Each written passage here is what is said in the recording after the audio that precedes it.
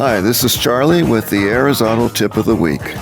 Your car has a coolant warning light. This light coming on means that the coolant level is low.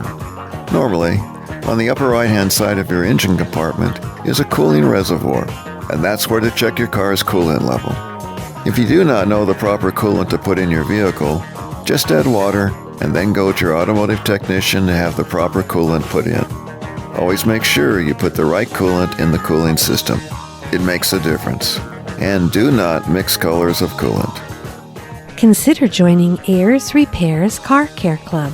For just $199, you can get over $680 worth of auto repair services. For details, visit Ayers, that's Ayers, repairs.com. We'd like to thank Ayers Automotive Repair for supporting your moment of trust with timely advice from BBB of the Tri-Counties. Ayers Automotive Repair is a proud member of the Better Business Bureau, providing dependable, trustworthy auto repair services in Santa Barbara since 1979.